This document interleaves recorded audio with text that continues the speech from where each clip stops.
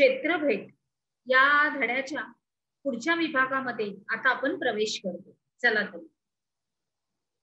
ह्याच्यामध्ये आता आपण बघणार आहोत की मुलं ही सिंहगडाच्या पायथ्याशी आली होती. आता पुढे तर आता त्यांनी सिंहगड हा चढण्यास सुरुवात केली. तेवढ्यात काय झालं तर ढग आले आणि पावसाचे आणि थोड्या वेळाने पावसाची सर सुद्धा आली. मग आता वाटेत विद्यार्थ्यांनी त्या ठिकाणी मिळालेल्या उकडलेल्या भुईमुगाच्या शेंगा, ताक, दही इत्यादी खाद्यपदार्थांचा आस्वाद घेतला. आपण जेव्हा क्षेत्रभेटीला किंवा कुठेही सहलीला जातो तर अर्थातच आपल्याजवळ थोडासा खाऊचा हा वाटा असतोच असतो. त्याप्रमाणेच आपल्या या विद्यार्थी मित्रांनी सुद्धा ह्याचा सगळ्यांचा फडशा पाडला. मग त्याच्यानंतर तसंच निसर्ग दृश्य, परिसरातील काही वनस्पती, पक्षी, त्याच्यानंतर दूरवर दिसणारे पुणे शहर सुद्धा त्यांनी पाहिलं. मग किल्ल्याच्या विविध भागांची थोडीशी छायाचित्र पण त्यांनी घेतली. त्यानंतर शिक्षकांनी त्यांना एका विशिष्ट ठिकाणी एकत्रित होण्याची सूचना दिली. नक्कीच काहीतरी महत्वाची सूचना असणार. चला तर मग बघूया. शिक्षकांनी सांगितलं की आता आपण सिंहगड किल्ल्यावर आहोत. आता या गडाबद्दलची माहिती आपल्याला कशी मिळवू शकतो आपण, तर काय करावं लागेल. तर नेहा म्हणाली की मॅडम आता सिंहगडाच्या आपण प्रवेशद्वाराजवळ आहोत. तर तिथं मी एक फलक पाहिला आणि त्या फलकावर सिंहगडाबद्दल सगळी माहिती दिलेली आहे. त्याचं आम्ही छायाचित्र सुद्धा घेतलेलं आहे. शिक्षिका म्हणाल्या की खूपच छान नेहा. आता भूरचनेच्या वैशिष्ट्यातील फरक कोण सांगेल मला. मग कासिम बोलला की आधी आपण कमी अधिक उतार असलेला आणि मैदानी प्रदेश पाहिला. बघा, या सगळ्या क्षेत्रभेटीमध्ये आपले विद्यार्थी मित्र हे किती हुशार आहेत. त्यांचं निरीक्षण किती व्यवस्थित आहे ते आता तुम्ही बघा. म्हणजे ते किती व्यवस्थित त्यांनी येताना सगळ्या गोष्टी बघितलेल्या आहेत, म्हणजे आपल्या डोळ्याखालून त्यांनी घातल्या. मग त्याच्यानंतर त्यांनी सांगितलं की पण या ठिकाणी डोंगराळ भाग आहे. कारण का तर तो किल्ला आहे, म्हणून आपण हे ओळखू शकतो अगदी आरामातपणे. आपण जास्त उंचीवर असल्यामुळं ढगांचाही अनुभव घेत आहोत. आता किल्ल्यावर आहे, किल्ला अर्थात डोंगरावर असतो आणि डोंगर उंचावर असतो. मग अर्थात आपण त्याचा सुद्धा, ढगांचा सुद्धा अनुभव घेत आहोत. मग शिक्षिका बोलतायत की खूप छान कासिम, आपल्याला येथून दऱ्या, डोंगर, टेकड्या, शिखरांचे सुळके आणि ज्वालामुखीच्या उद्रेकापासून तयार झालेले खडकांचे थर अशी अनेक प्राकृतिक वैशिष्ट्ये आपल्याला दिसत आहेत. म्हणजे ते तिथंच उभारलेले आहेत. आजूबाजूला हा सगळं त्यांच्या दृष्टिक्षेपात आलेलं आहे. आता हा कोणता खडक आहे हा ओळखलात का. किल्ल्यावर येताना त्याच्या मार्गामध्ये भूस्खलनामुळं काही झालेल्या पडझडीचं अवशेष सुद्धा तुम्हाला पाहायला मिळाले असतील. आता सभोवतालच्या प्रदेशातील शेतींचा असा आकृतिबंध पहा आणि सांगा मला. तर राहुल बोलतोय की मॅडम हा अग्निजन्य प्रकारचा बेसॉल्ट खडक आहे. काय आहे. बेसाल्ट खडक आहे. याचा अभ्यास आम्ही 6वीत केला होता. कितवीत. 6वीत. तर पुढे जाऊया. त्याच्या अगोदर आपण आपली छायाचित्र बघूया.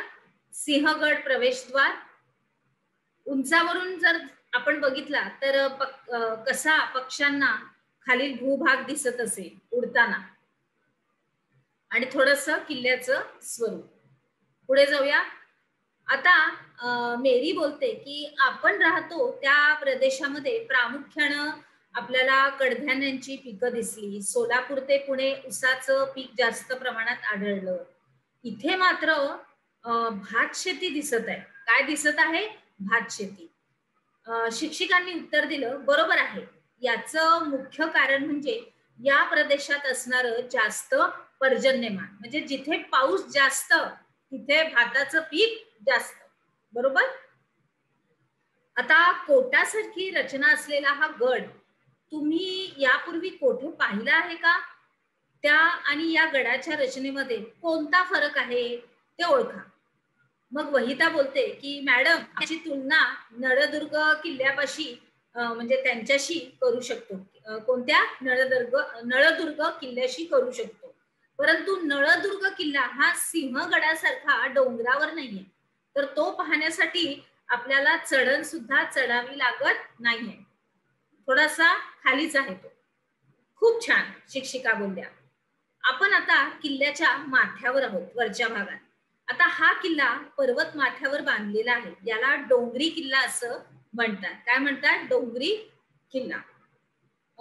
उजव्या बाजूला एक छोटीशी फीत आहे विद्यार्थी मित्रांनो, की सिंहगडावरून दिसणारा खडकवासला धरणाचा जलाशय.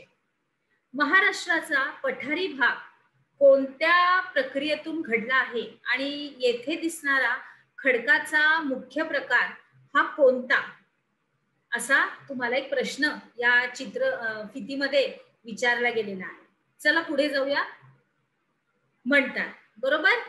आता हे ठिकाण सुरक्षेच्या दृष्टीनं आणि सभोवतालच्या परिसरावर देखरेख ठेवण्यासाठी योग्य आहे, म्हणूनच हा किल्ला बांधला गेला. हा किल्ला का बांधला गेलेला आहे की सगळीकडे चौफेरपणे नजर टाकण्यात येईल आणि प्रत्येक गोष्ट ही दृष्टिक्षेपातील अशा रीतीने डोंगर माथ्यावर हा बांधला गेलेला आहे. तळकोट हा भुईकोट किल्ला आहे.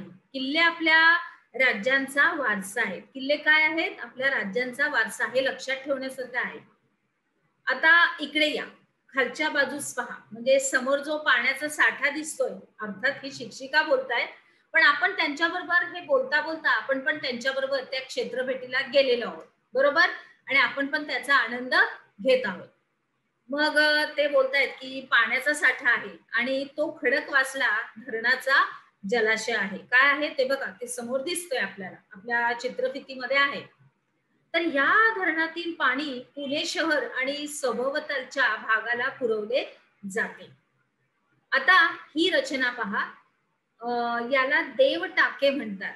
बघा व्याख्या काय आहे, देवटाके व्याख्येचं नाव आहे. तर नैसर्गिक झऱ्यातून येणाऱ्या पाण्याचा साठा इथं केला जातो. नैसर्गिक, आपण कृत्रिम तलाव बांधून तलावाची रचना करून त्याच्यामध्ये जे पाणी साठवतो ते तलाव, धरण आपण ते पण आपण बांधतो. परंतु हे जे स्त्रोत आहे देवटाके, इथं दिसतंय बघा खाली चित्र, हे नैसर्गिक पाणी जिथं साठवलं गेलेलं, म्हणजे निसर्गातून आलेलं, खालून भूगर्भातून आलेलं हे पाणी आहे आणि त्याला काय बोलतात तर देवटाके. यातून गडावर वस्ती करणाऱ्याला आजही वर्षभर पाणी मिळतं. म्हणजे गडावरती, सिंहगडावरती जे काही लोक राहायची त्या काळी सुद्धा, ते या देवटाके पाण्याच्या नैसर्गिक स्त्रोतामधूनच वर्षभर पाणी पुरेल इतकं पाणी मुबलक असं त्याच्यामध्ये असायचं आणि आजही आहे. आता सर्व विद्यार्थी आश्चर्य व्यक्त करत, त्यांना सगळ्यांना आश्चर्य व्यक्त होतो, अरे बापरे, इतकी शतकं इतक्या उंच जागी पाणी कसं मिळत असेल, बरोबर. पाणी नेहमी जमिनीलगत आपण बघतो, विहिरी खणतो, तलाव बांधतो, तर मग हे असं कसं पाणी इतकं कसं काय वरती डोंगरावर, किल्ल्यावर. मग सर्व नंतर विद्यार्थ्यांना शिक्षकांनी पिठले भाकरी मिळणाऱ्या एका झोपडीकडे नेलं. यासारख्या अनेक झोपड्या विद्यार्थ्यांनी पाहिल्या, तिथं होत्या सगळ्या, म्हणजे पिठलं भाकरी वगैरे तिथं देत होते. मग पर्यटकांना खानपिनाच्या सुविधा इथे दिल्या जात होत्या. सिंहगडावर काही वेळ घालवल्यानंतर सर्व विद्यार्थी पायथ्याशी येऊन बसमध्ये बसले आणि रात्रीच्या मुक्कामासाठी पुणे शहराकडे बस निघाली. आता शहरात गेल्यावर संध्याकाळचा अल्पोपहार, त्याच्यानंतर चहा असा घेतल्यावर शहरातील बाजारपेठेत एक फेरफटका मारण्यास तयार पण झाले. आता शिक्षिका बोलतायत की आपण पुण्यातील शनिवारवाडा, बाजारपेठेसाठी प्रसिद्ध असलेली तुळशीबाग आणि महात्मा फुले मंडई या परिसरात थोडा वेळ फिरणार आहोत. या ठिकाणी घाऊक आणि किरकोळ अशा बाजारपेठा उपलब्ध आहेत. चला तर मग आपण सुद्धा त्या बाजारात फिरूया.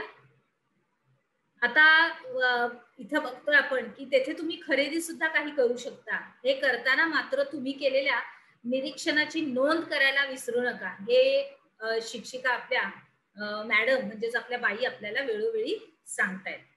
आता परिसरातील फेरफटका झाल्यावर सर्वजण मुक्कामाच्या ठिकाणी रात्रीचं जेवण करून झोपले. आता दिवस दुसरा, सकाळी 7 वाजता सकाळची न्यायारी करून बस अलिबागच्या दिशेने मार्गस्थ झाली. शिक्षिका, आता आपण मुंबई पुणे द्रुतगती मार्गाने जात आहोत.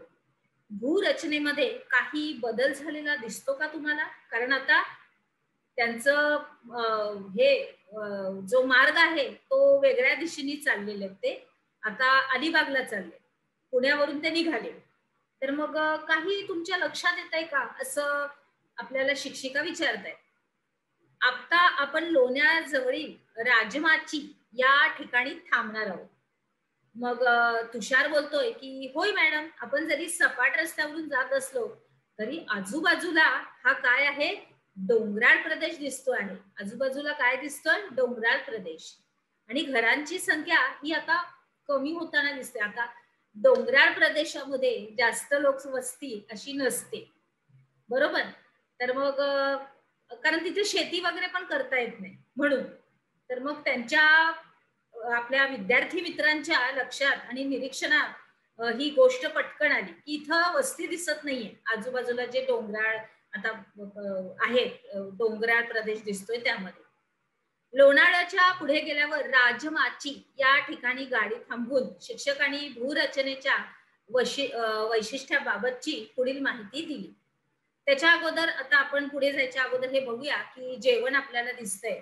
सिंहगडावरील खाद्यपदार्थ, अर्थात इथे भाकरी, पिठलं, लोणचं, कांदा आणि ताक अतिशय उत्तमरित्या असं त्यांनी इथं आपल्या छायाचित्रामध्ये दिलेलं आहे, जे तिथं मिळतं ते. चला पुढे जाऊया. आता शिक्षिका बोलतायत की हा पश्चिम घाटाचा उतार आहे. काय आहे? पश्चिम घाटाचा उतार, आणि ह्याला सह्याद्री असं म्हणतात.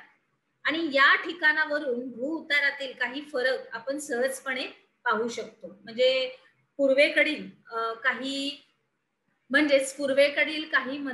उतार मंद स्वरूपाचा असून पश्चिमेकडील उतार हा तीव्र आहे. आणि पश्चिमेकडील बाजूस कडा आणि अनेक धबधबे असे दिसत आहेत. याबद्दल आता आपण 9वी मध्ये शिकलेलो आहोत. या भागामध्ये उल्हास या पश्चिमेकडे वाहणाऱ्या प्रमुख नदीचं उगमस्थान आहे. अतिशय महत्वाची ही बातमी आहे बघा. उल्हास नदी तिथून उगम पावते. आले लक्षात? पुढे जाऊया. आता विद्यार्थ्यांनी तिथली सुद्धा छायाचित्रे घेतली. पुन्हा पाऊस सुरू झाला आणि सर्वजण बसमधून पुढे निघाले. आता नामदेवानी नावाचा विद्यार्थी, त्यांनी नकाशा बघितला आणि सांगितलं की आता आपण घाट उतरून खोपोलीकडे चाललो आहोत ना? शिक्षिका बोलल्या बरोबर, हा पश्चिम घाटातला बोरघाट आहे. कोणता? बोरघाट. आणि हा खंडाळा घाट म्हणून सुद्धा ओळखला जातो. अतिशय सुंदर असं नैसर्गिक वातावरण या खंडाळा घाटामध्ये तुम्हाला नक्कीच दिसणार आहे. आपण भारताच्या पश्चिम किनारपट्टीच्या प्रदेशात उतरणार आहोत. बघा, क्षेत्र कुठलं आहे? भारताचा पश्चिम किनारपट्टीचा प्रदेश. आता तुम्हाला दिसणारी जी वृक्ष, घरं आणि मृदा यांचं निरीक्षण करा. याचं संपूर्णपणे तुम्हाला लक्षपूर्वक निरीक्षण करायचं आहे. आता हा बोलतो शिव की मॅडम, घाटात आपण विविध प्रकारच्या वनस्पतीची दाट वन दिसत होती. त्यामध्ये मोठ्या पानाची झाडं जास्त आहेत. अशी झाडं सिंहगड परिसरामध्ये सुद्धा आपण बघितलेली आहेत. मग शिक्षिका त्यांच्यावर उत्तर देतात की ही सागाची झाडं आहेत. कसली? सागाची. आणि हा सर्व प्रदेश पानझडी वृक्षांचा आहे. कशाचा? पानझडी वृक्षांचा. आणि या भागात अनेक वनराया आणि देवराया आहेत. म्हणजे भरपूर अशी तिथं रानं, त्यांना नावं पण आहेत की वनराया आणि देवराया. आता घाट पार केल्यानंतर दाट वने विरळ होऊन भात शेतीच्या जमिनी आणि मोठी औद्योगिक क्षेत्रे ही दिसायला लागली. आता काय दिसायला लागली? औद्योगिक क्षेत्र. आता पुढे जाऊया. आता ही राजमाची उजव्या बाजूला आपल्याला चित्र दिसतंय आणि सह्याद्रीतला धबधबा तो पण आपल्याला दिसतोय. त्याच्या खाली छोटीशी फितीमध्ये काय लिहिलंय ते बघूया आपण. प्रदेशानुसार व गरजेप्रमाणे उपजीविकेच्या साधनामध्ये फरक पडतो असे तुम्हाला वाटते का? आणि ही क्षेत्रभेट कोणत्या कालावधीत होत असेल याचा अंदाज करा. पुढे जाऊया. आपण काय शिकलो? क्षेत्र भेटी दरम्यान तुम्ही कचऱ्याचं व्यवस्थापन हे कसं कराल याचं उत्तर तुम्हाला सविस्तरपणे लिहायचंय. चला तर मग आता आपण आपल्या पुढील उपक्रमात प्रवेश करूया.